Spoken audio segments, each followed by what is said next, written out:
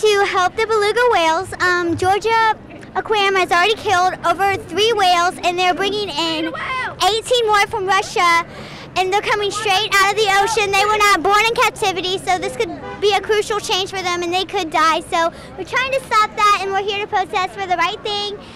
So yeah, that's it. Thank you. Free the whales. We are here today because the Georgia Aquarium has applied a permit to import 18 wild-caught beluga whales captured from Russian waters. The whales have already endured the terrifying experience of being captured from their home in the sea, separated from the pod, their friends and family, are being held at a facility that gathers and sells beluga whales to any marine park that will buy them.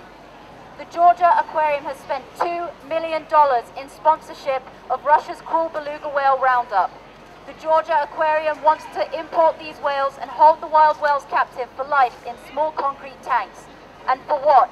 So that you can walk by and look at them. Whales are among the most intelligent mammals on Earth. Their brains are as large as humans, and to round them up and force them to spend their lives in a concrete tank is a practice that does not belong in the 21st century. We ask you to please not support the Georgia Aquarium until they withdraw this permit and issue a public statement condemning Russia's cruel beluga whale roundup. We ask you to simply not buy a ticket.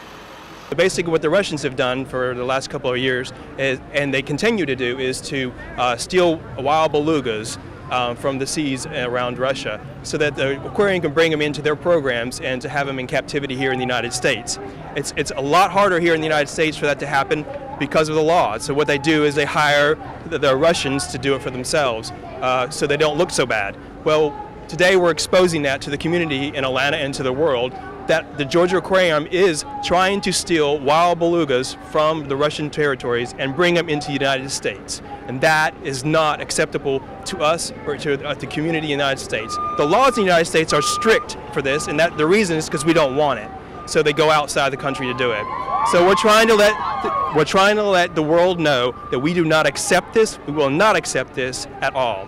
So there is no excuses whatsoever for this type of stuff to happen. This is the first public protest in the United States, and actually it's the first public protest in the world for this issue. So it's a very, as David says, it's a very huge issue, a precedent-setting issue that these people are here to stop before it starts. For more information, let me just give you the website. It's www.freetheatlanta11.org. We will post information on, once the Federal Register notice of the application for the permit, the import permit, we will publish information on www.freetheatlanta11.org for how to submit a comment on the Federal Register notice. It starts with the belugas, and the next will be the dolphins, and it will go on and on and on until they change the precedent that has been in place for a long time now, that we do not accept wild caught animals in our aquariums.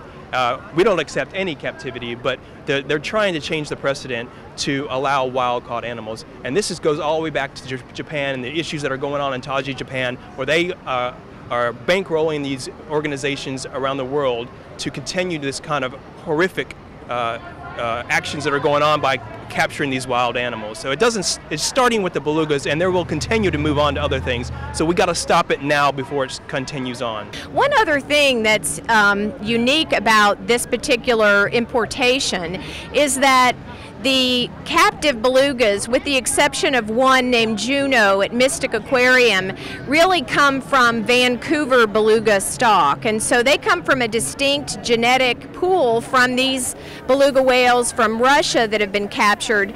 So they're doing a little Frankenscience on creating an animal that would never exist in the wild, where you combine a Vancouver beluga whale genetically with a Russian beluga whale. It would never occur in nature, and it's something that they should not be allowed to increase the captive beluga population by practicing this Frankenscience. And I want to go back to the one thing that also that the aquarium is doing, and people would really need to understand, is that they are working in conjunction with the Russian organization that does this annually.